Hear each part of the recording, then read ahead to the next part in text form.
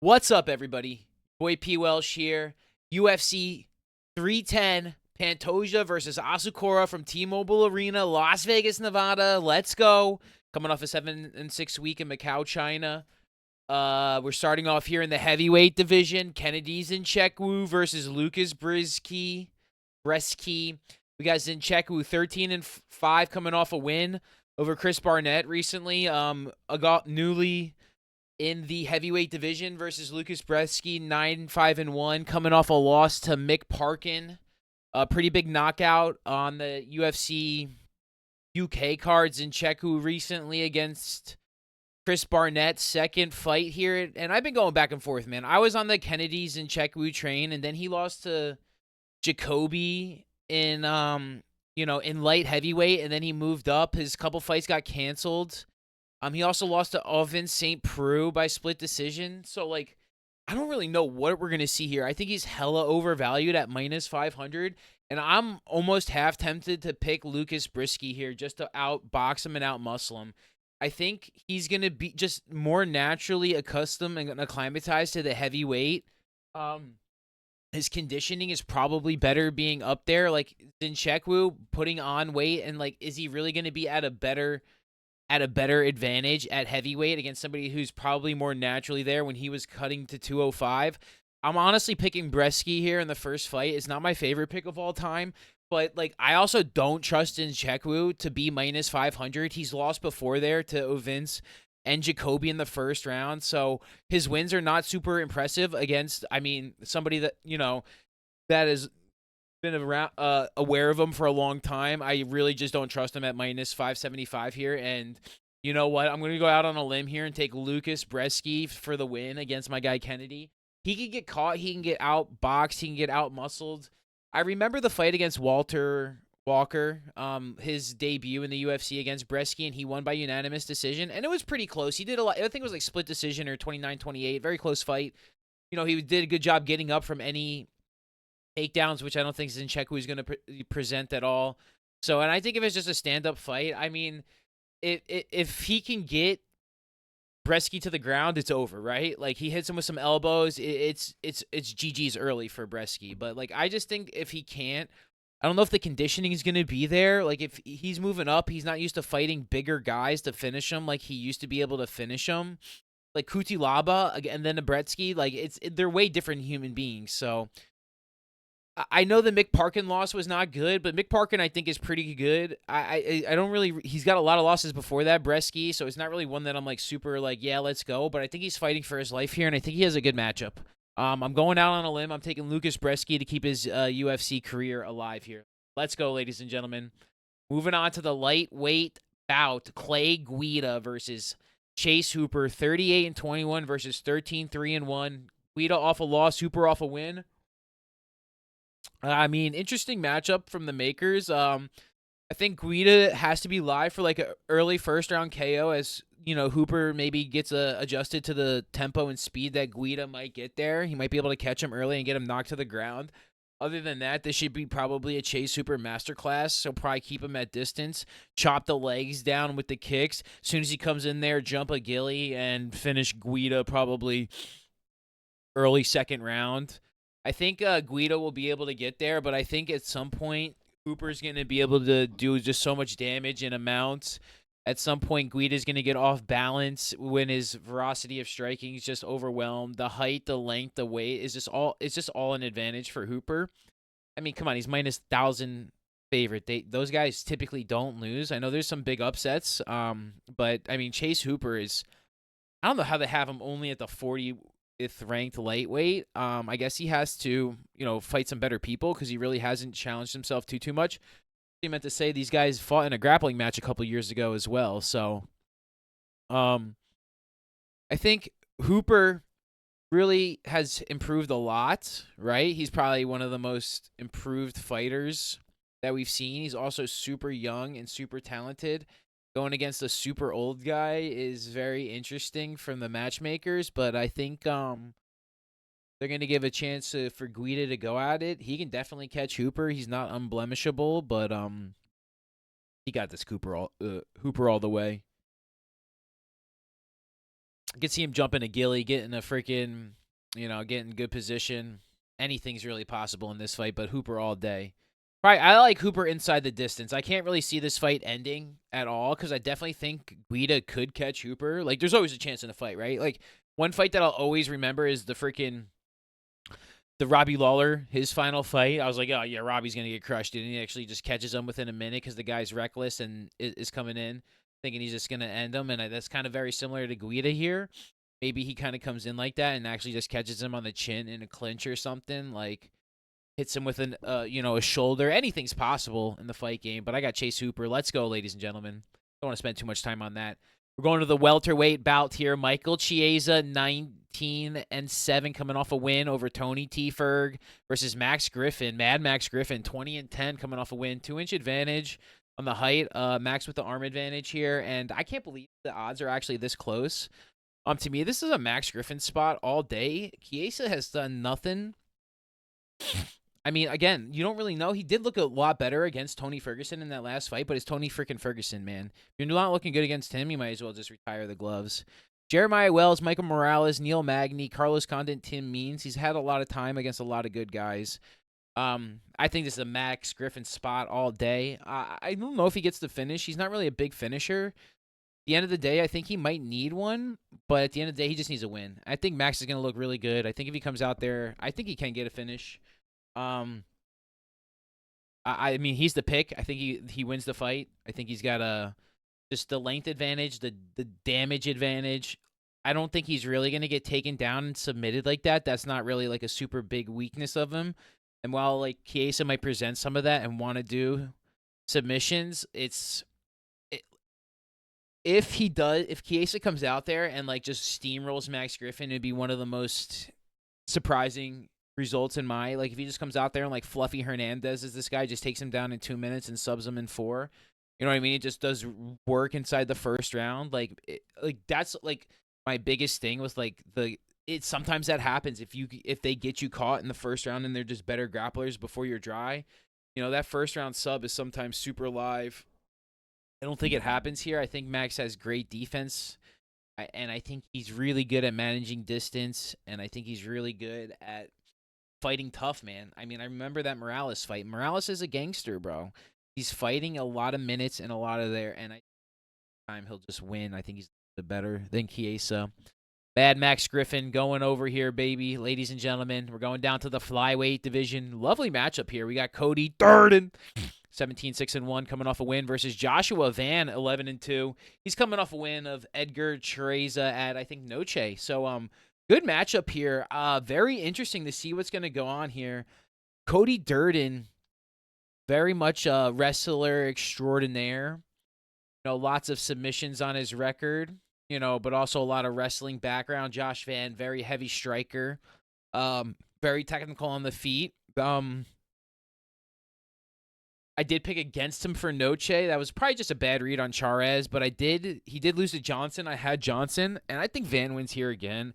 I mean, I could see him getting taken down and dominated on wrestling, but I just don't know if Durden's that guy. I think Van has really good balance. I'm not trying to doubt him. I think he's one of the more talented flyweight strikers. I could definitely see a rematch with Johnson one day for him too. I think that fight was made a little bit on short notice, I want to say too. Cody Durden, man, what is he going to be able to do to Joshua Van? I don't know. I think Joshua Van is clearly a great fighter. Like, unless he can absolutely dominate him on the ground, I just don't see that happening, man. Josh is just always standing up on the feet. He's always good at distance control. I think he's a better striker. I think he's going to do more damage. And I think even if he does get taken down, he'll be able to get right up. I think he's super athletic. I think he's super talented. I think he got caught on the chin in the third round. He was probably beating Charles Johnson. Honestly, when I saw the live odds, Johnson was down for sure. So caught him third round KO on an uppercut. And a couple of hammer fists. I like Josh Van here to take it home, man. He might not finish him, but I think he definitely goes to the judges' scorecard and definitely gets his hand raised at the end of the night. I think this is a big statement, and he calls out. He goes, "I'll take the loser of the title fight. You know, maybe on a rebound." Flyweight division could be popping if we see some nice finishes today. We got a nice title fight here. Josh Van, one of the better prospects. You know, Cody Durden, freaking flyweight legend. It's like so. Let's see what we got going on here, ladies and gentlemen. Last fight of the early prelims, we got Chris Weidman, 16-7, coming off a win versus Eric, ya boy Anders, 16-8, coming off a win. This is a rescheduled bout from a couple weeks ago. Anders pulled out night of the fight after the weight cut, I believe. Weidman's mad. He didn't get his show money because he technically didn't show, even though he made weight. It's kind of shitty here. I expect Weidman to come out fired up here, but I expect Anders to freaking clean him up after that. It's a catch weight at 195. They just want the paycheck at this point, and I really think Weidman wants to win. He's pretty upset. I really do think, though, that Eric Anders is a way better athlete, way better conditioned, and not having to go through another weight cut, I think he'll be a lot better. I could definitely see this one going to the scorecard. I don't know what the win condition would be. Like, is Anders going to get... I think Anders in mount, club and sub, ground and pound might be, like, the only way. I kind of seen it ending before the fight. I mean, Weidman finishing. I mean, it'd have to be aided by an eye poke. But I like Anders here again on the repeat, so we're gonna move on from that. Keep Anders short and sweet. We broke it down. I mean, I just think he's a better athlete. He's a better wrestler. He's probably gonna do more damage. Weidman might be a better striker, but I mean, all my thing is like, dude, he had 2 fights ago. Weidman, you just go chop his legs out, and he's struggling. So let's go Anders, baby. Moving on, ladies and gentlemen. This is where the card gets really spicy here. We got the prelims starting up hot in the welterweight division. Randy Brown, 19-5 against your boy Brian the Butcher Battle, 12-2, coming off a knockout win in France. Randy, 2-inch advantage in height, 1 in reach. Man, this is going to be a barn burner. I can see it. This is going to be one that you want to make sure you tune into. They got this fight in the perfect spot on the card for these guys. I think Randy is just going to be a little bit cleaner. He's going to be a little bit more technical, and he's going to do a little bit more damage every time Battle comes in and out. I think Battle really doesn't have a speed advantage here, and that's really going to hurt him against somebody that's bigger. I'm picking Brown here. I love Brian Battle, and I don't know if the only time I doubted him was when we got a no contest up there from Lusa, but that showed me a lot because Lusa ain't him like that, and Battle was way better than I thought. I mean, we got the rebound on him against the last fight. Randy Brown though, 19-5, man, is he the number 15 ranked welter? Like one of these guys may be ranked after this fight. It could be it's insane stakes on the line here. 34 versus 31. Randy Brown, a freaking 18-fight veteran in the UFC. I think that's really where the difference lies here. And I just think he's seen somebody like Brian Battle, where Brian Battle really hasn't seen anybody like Randy Brown. Exceptional length, exceptional striking skills, many years in training. I think this is a Randy Brown spot all the time. I really think it could be a very close split decision. I don't know. I don't see a domination. I could see also a late Randy Brown finish if Brian Battle is kind of down on the scorecards. He knows he's getting a little beat up, pushes it to a little bit more. I don't really like the matchup for Battle, too. I know he's trying to be gangster, get another fight and another paycheck in before the end of the year. Mad respect to him because he's doing a hell of a job up and coming here in the last, 2 years. And, I love watching him fight because he's so freaking, I remember his freaking head kick, dude. It was one of the first, true fight nights that I was watching, I remember. So, big fan of Brian Battle. Don't love the matchup. Like Randy Brown a lot. Love the matchup for him. I just think between the kicks and just a little bit of the height is going to be just something that is going to be struggling to deal with. I do think Battle might have a little bit more in the gas tank to even rally for that third round finish. I definitely think that's live for Battle as well. I just think that if Brown does get fatigued out and Battle just keeps going, I wonder if there's going to be any sub games. Both guys have a handful of submissions on the record. I can't really see it getting there without tremendous amount of damage and a clear victor in the fight, right, to get to the club and sub. But something like that could be live in the third round on both ends. Realistically, I kind of see maybe more on the Randy Brown.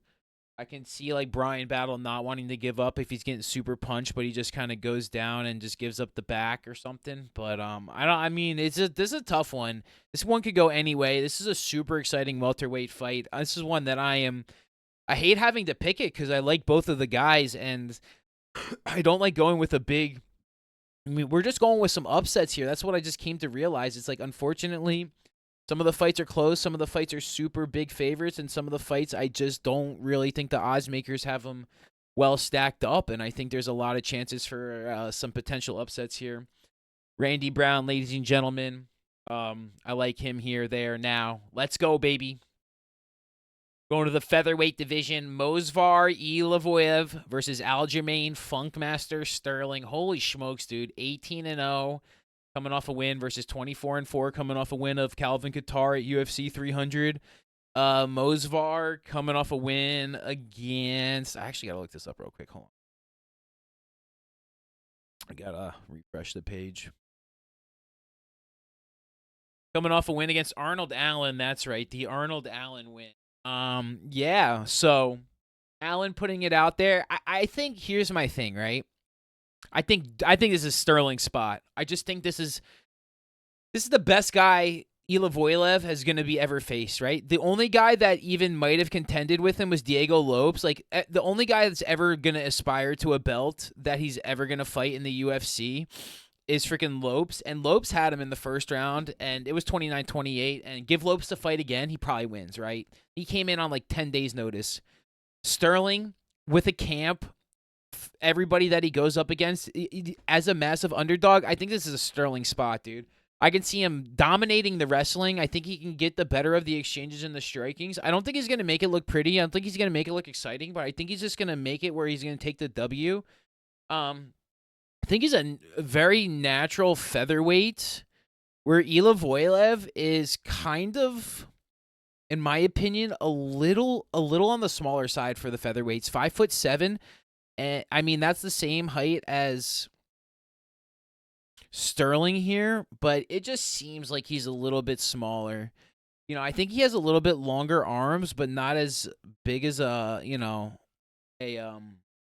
know. He just looks a little bit different. I think Sterling's going to have a huge advantage in the legs. 3-inch in the legs. I think that's going to have the huge advantage in the grappling and getting there, kicking him slightly just to mess up his timing. I think and you go up against Marab in training. You got some other killers over there in the Longo, Sarah, Jim. I just think this is a Sterling spot, man. I'm just never super confident in Evloev. And you know what this kind of has going for me? This kind of has a little like Gamrot feel to me. Like Gamrot kind of wrestler going against a guy that can strike and wrestle. This seems like a spot that's not going to be favorable over 15 minutes. I think for you to beat, I mean, dude, Sterling is, we got to give my man some flowers, dude. He's a very accomplished mixed martial artist, the 3-time bantamweight defender. He beat Piotr Jan one, he's tough. He's tough, man. And so is Evloev, but I think this is a Sterling spot, man. Don't do this to me, Sterling. Don't give me that look and disappoint me, bro. I think this is you, dude. I think you got it. I think you could get a finish too, man. I think a sub would look really nice. I could see you even getting him in a bad spot and you getting some elbows onto the side of the head and the ref stopping it for you. You got to get it done, Sterling. This has got to be, like, no lie. Like, dude, this is your career. That's why I really think we're going to see a strong Aljamain Sterling. I don't think Evloev can strike like that. It's not really what he's going for in his game. And if you can just stand up with him on his feet, I think you can definitely contend with him late in the fight. Like, this guy's been going to decisions. I think split decision Sterling. It's very close wrestling. I think both will probably clearly win one round, and then we'll see what happens in that third round. But I kind of think Sterling will win that third round. So he'll find a way to get it done. I just think he'll look a little bit better, and I'm just really hoping for. I'm kind of a Funkmaster fan here, but also a little, not an Evloev hater, but he's got to show me more, man. And this is the best competition he's ever going against, and I'm not necessarily going to say he's going to win because he hasn't been lighting shit up. You know, if he's finishing guys, if he's looking good, let's go. But, you know, what has he got, 8 decisions in a row, they said? Let's go, Funkmaster. Get it done, dude. Move to the welterweight division. Vincent Luque said, "Get out of here, Diaz. I got Themba Garimbo in my sights." Oh my God, scary. First 14-4 Garimbo, looking vicious as ever. Luque beat RDA, lost to Buckley, lost to Neal, both KO losses, and he might get another one on his record. This might be one of the last fights for Vincente Luque if you're a fan, ladies and gentlemen. Garimbo is kind of on a run. He's not really fighting super high-level guys like Luque, but additionally, I think he's super talented and super slept on in the welterweight division. I think he's got a very strong Muay Thai game, a very strong clinch, and distance control. I think this is a Garimbo spot. He's favored here. One of the favorites I like. I'm trying to figure out if I'm going to do like a mortal lock kind of thing moving along. He was one of the guys in considerations for my mortal lock of the week, just because I just like the matchup, man. I just think, dude, Luque is a kickboxer, man. He's just going to take damage, and when you're compromised, you just can't take damage, man. It's too impactful. I think he went 5 rounds against Buckley. That's also way too dangerous. Got finished inside of 2, right? Like, I love Vincente Luque, but I just don't want to. I just really hope the best for him. I really hope he doesn't get finished. I mean, the best case scenario for him, this fight goes to the card. I really don't think Garimbo's going to get caught. Is he going to grapple him? I have no idea. My man is super long, super lengthy, super rangy, and I mean, I know his coach died earlier in the year. I know he's been freaking trying to get a finish on his record, and I think he might actually get one here. I'm very concerned and very scared for Vincente Luque. Big fan of him, and I don't want to see him get hurt. I love him as a fighter. I love him as a person. I love Garimbo too. Going Garimbo here. Big favorite. I don't really know what to say. I mean, what like Luque? What is he gonna get? Is he really gonna finish somebody right now? He hasn't finished somebody in 3 years.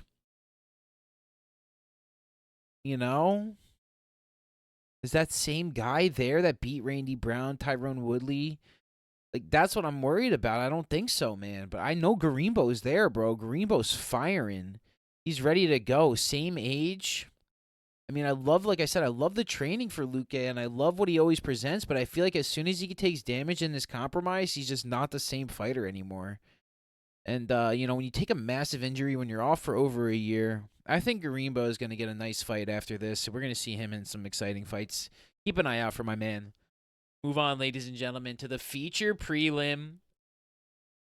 Dominic Reyes versus Anthony Lionheart-Smith. 13-4 coming off a win of, was it Dustin Jacoby? Said that guy's name so much tonight. This is the third Dustin Jacoby sighting versus Lionheart-Smith off a loss to Roman Dolezdi. Very boring fight. I remember that fight. Very boring. Dominic Reyes here. Big favorite off of 1 win against Dustin Jacoby. He did nothing before that to show us anything. Not really super active. Lionheart-Smith, some wins against some bad guys and some losses against some good guys. Really hard to read. I kind of like Lionheart here, man. I think this is a really big Lionheart spot. He's always really good as a big underdog. When people are counting him out, that's when he usually looks his best. I just think he's had better performances over the last 4 years that I'm going to trust probably picking him versus Dominic Reyes. Had one fight that he kind of shocked everybody, and now he's a big favorite. I don't know about that. Ladies and gentlemen. He is a little bit younger. I think a little bit more explosive still, but injury concerns, trainings, I'm not super in depth with.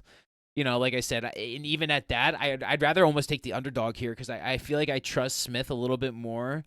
Like, yeah, maybe he can get knocked out, but I can also see like him getting a big advantage on Reyes and making a mistake inside the octagon and being really world class. Like, I know these guys both fought for a title, and I know the sentiment is Dominic Reyes was beating John Jones potentially for the title, or at least having an advantage in that title fight. And I'm not saying that Smith had any better or worse advantage or disadvantage against John Jones or in any other common opponents. But I just think recently in the last 2 years, you have just so much more trustworthy just information on Anthony Smith to pick him here than I do on Dominic Reyes. And again, like one Dustin Jacoby win, like that guy is like the epitaph of like, is a fighter good or bad? I don't know. I don't know which Dustin Jacoby shows up. We need a science experiment on figure out some more stuff. But it's a tough one to call. I'm picking Smith here. I'm not gonna go against Smith and take another loss and pick Reyes. And if Reyes wins, I'm not gonna be mad. Like I said, this is a really tough week for me as I'm going through. I picked a lot of upsets. I don't know if necessarily I think the bookmakers are super wrong or if there's just like a lot of stuff that I just think is a lot closer than what it is as we sit here recording this video. But I just really like the potential for Smith to hang on for 3 rounds to get some kind of advantage to really do a lot of damage and potentially end the fight. I could see Smith late. I couldn't really see Reyes late. I mean, we'll see. We'll see what happens. This is gonna be a great. This is 14 fights we're breaking down here. 14 fights, ladies and gentlemen. So that being said, I'm so excited. This is gonna be one of the great ways to end the year. It's a great card. A lot of great matchups. Super exciting way to end. We got a lot of guys that you know and a lot of guys you don't know, all mixing and matching. I think they did such a beautiful job. I'm so excited. We got Nate Launder versus Danho Choi, 18-5 Nate versus 15-4-1 Choi. Both guys coming off a win. And this is a Nate spot for me, man. I think he's got such explosiveness, and I think Danho Choi is just one of those guys that gets hit. You know, his last 2 wins are very impressive. A Glio and a draw. Again. Against Kyle Nelson. Kyle Nelson's tough, but I think, again, if you look even further back, Johnson and Stevens and Jourdain losses by punches. That's where Nate's got him. That's where I think everybody is. That's where I think the advantage is. That's where I think the fight will probably end. And this guy Nate's got this. He's like a football player, bro. He's just different on fight day. This guy is incredible when he gets into that zone, and I think we'll see another good one. I think he's a very moderate favorite. I think Ho Choi is going to do pretty good, but I just don't think he'll be on the movement train. I don't think he'll be on the explosiveness train to keep up with Nate. And I really like Nate here, maybe to get another exciting finish. I know that's kind of his MO. I know he wants to make a big spot here, and I think this is a great chance for him. What are we in the featherweight division? You know, I think there's a lot of potential for him. I know he lost to Dan Ige, but that's nothing, you know. This has got to be a big one for him because he really hasn't, you know, it's been a little touch and go for him. A lot of solid efforts over time, but he really needs another one here. He needs a big win to get somebody that he can get some respect for in the featherweight division. Danho Choi, what is his future looking like? I really don't know, man. Like I said, like if he doesn't have a chin, if he can get knocked out in the featherweight division, because there are some absolute killers at 145, right? It's like right at that weight where like you get these 5'9" athletic guys at 145. They can just come in there and just absolutely put your lights out in fast, spectacular fashion. Let's go Nate here, baby. I just think he has that win condition where at any point he can get the one hit. Nate the Train. Let's go. Choo-choo! On to another featherweight bout here. We got Bryce Mitchell versus Crone Gracie. Mitchell 16-3 coming off the loss to Josh Emmett. And we got Crone Gracie 5-2 coming off a loss to Charles Jourdain. And, I don't know. I guess Crone Gracie's under UFC contract and he's got to get a better fight in. Bryce Mitchell needs something to come back to. Great spot for Mitchell to come back to against Crone. Easy Mitchell spot. I'm going to pick Mitchell here. If he loses, then his career is done. Probably Crone's is done too. But this has got to be a Mitchell spot. He's probably going to get a sub. I know the last time Crone fought against Jourdain, he literally scooted on his butt for freaking 15 minutes trying to get a jiu-jitsu sub. Saying that, like, oh, his dad was trying to get him on the old style. I'm like, yo, bro, like, you hadn't fought in years, and that's what you come back to the UFC with. One of my favorite, you know, he's old, too. He's 36.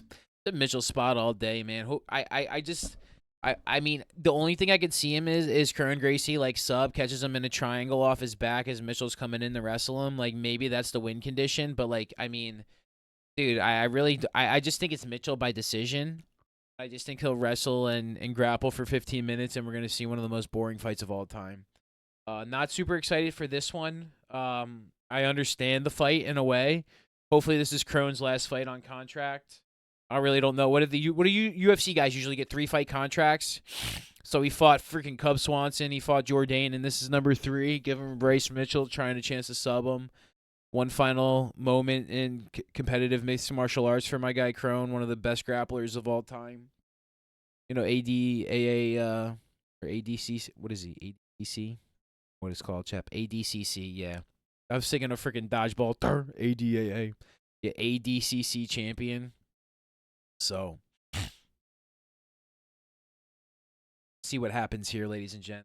I mean, this is just going to be a swan song for Crone. See if Mitchell can get another win. See if he's actually a UFC fighter. To move us a fight I'm really excited for. This one. Back to the heavyweight division, ladies and gentlemen. We have Cyril, ya boy's Gane, versus Alexander Volkov. 12-2 for Gane. Last win against Spivak last year in Paris 2013. Volkov 38-10, coming off the win against Sergey Pavlovich, the boogeyman nightmare train. And I mean, I don't know how you like Cyril Gane here. He hasn't fought in a minute. Volkov is maybe on a resurgence. I don't know what the situation here. I don't know if he'll say anything like, tell John to vacate the belt. I don't know what's going to go on with this fight, who wins, loses, or draws. Like, I mean, I don't know if they're going to fight anybody else. Like, I mean, Blades is at 5. I don't know who, what, when, where, how, why this heavyweight division, like, smooths out a little bit. I have no idea what's going to happen. This is an interesting fight. You'd have to think that, like, if Jones vacates the belt, the winner of this fight fights Aspinall to unify the belt. I really like Volkov here. I wouldn't like him against Aspinall. I don't even like Cyril Gane against Aspinall, but I mean, I also don't like Cyril Gane as a mixed martial art fighter. I just think he can come in there and absolutely not know what to do against Volkov and get absolutely pummeled. Volkov has taken some bad losses in his career, right? He's been overmatched and outmanned, lost in dramatic fashion against Lewis, but I just think with maturity and training and composure against opponents, I think he's got the advantage here. I really don't understand. I think he's a pretty big underdog as well. He's the only underdog I'm picking on the main card. Spoiler alert for the last 2 picks. But so subscribe now, like, comment your picks for $100 if you win all the picks, right? Pick Volkov here. I really like him. I just think he's got a big advantage against Gane. I think he's got the distance control. I think he's got the strike. He's a cleaner striker. I think he can do. I mean, we've seen Gane been put stiff boarded and just Tuivasa too slow to jump on him. I think Volkov, the way he just diced up Pavlovich is. I think if Pavlovich fought Gane, we would all pick Pavlovich, right? I know MMA math don't work like that as I go on and say it, but I like Volkov here, man. I'm just a big fan, dude. How clean he was against Pavlovich. That's scary, dude. You know, I think his last loss was to Aspinall. So, you know, that being said, like, let me actually look this up. Yeah, Aspinall by an arm lock. He did lose to Cyril Gane, so he's got the redemption arc here. Let's go, baby. Going to the co-main event, de facto title eliminator, #1 contender, Bilal waiting room match here. Shavkat Rakhmonov, 18-0 versus Ian Machado Gary, 15-0. Boy, oh boy, what a matchup. A 2-inch height advantage, a 3-inch reach advantage for Rakhmonov here. And shout out to Gary taking the fight. Shout out to Rakhmonov for taking the fight. Shout out to these guys for putting their careers on the line and giving us the fight we've been looking forward to for probably 2 years now. Strap up, lock in, and get your popcorn ready for Shavkat Rakhmonov in the title fight against Bilal Muhammad, man. I think this is a big spot for him. 5 rounds at some point. We've never seen. I don't know if we've seen either of these guys go 5 rounds. Let's take a look at this. Actually, I don't believe so. I think they've only all ever had 3-round fights. So Gary's got a lot more pure conditioning, I think, in terms of like MMA. Like, we don't know if Rakhmonov can last 4 and 5. Like, Gary might have a chance to rally late and get a finish. Like, right? I don't want to say this is pure. I think Rakhmonov really has to win early. I think that is his win condition. I think he has to find a finish within 3. I think 4 and 5 will go to Gary. And if he's not perfect in those first 3, we can see a split card here. I like Shavkat Rakhmonov, and I just think he's an absolute monster, and I think he's probably one of the best welterweights in the world. But we haven't seen him against somebody that's a better striker than him. And Gary is a much better striker than Shavkat is, just in terms of technique and skill and precision. Now, does he do damage? Shavkat, does he do volume? Is he good? Absolutely. He's a beast. That's not a shot at Shavkat's striking. That is a prop to Gary and where I think he can actually win this fight and where I think he will have some success. I think he will be able to have success late in the fight there, and it could be very advantageous for a late finish. I think Gary 4, Gary 5 is very live, but I think it could be Shavkat very early too. So it's something that, we're going to have to see what really shakes out, and it should be super exciting. Again, I'm going Rakhmonov here, and this is going to be one that, get your popcorn ready. This is one that we're all looking forward to. We're years in the making. Boy, oh boy, we're in for a treat. Probably the piece de resistance into the main event.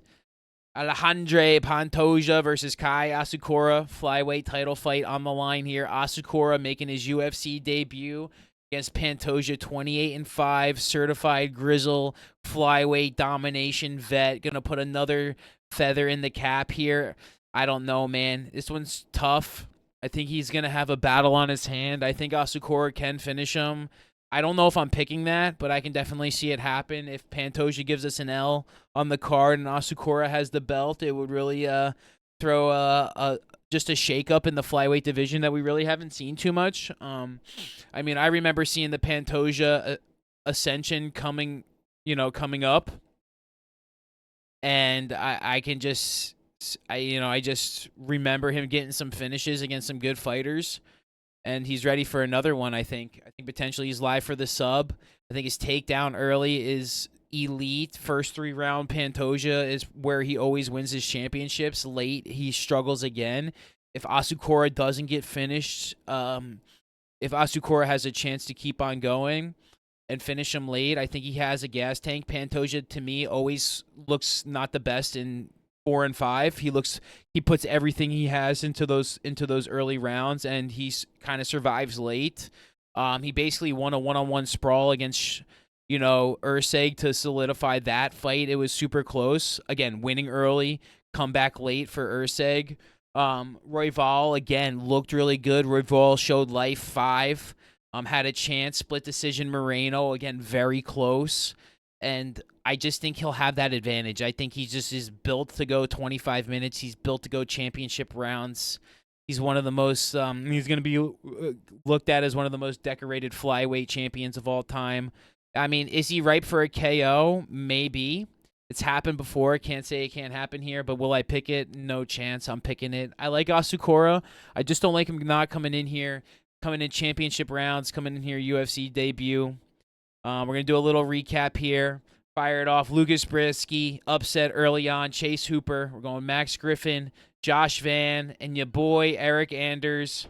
Switching it up, Randy Brown, Aljamain Sterling, Themba Garimbo. Go Anthony Lionheart Smith, Nate the Train Lewander, Bryce Mitchell, Volkov, Rakhmonov, and still Alejandro Pantoja. Thank you so much if you made it this far in the video.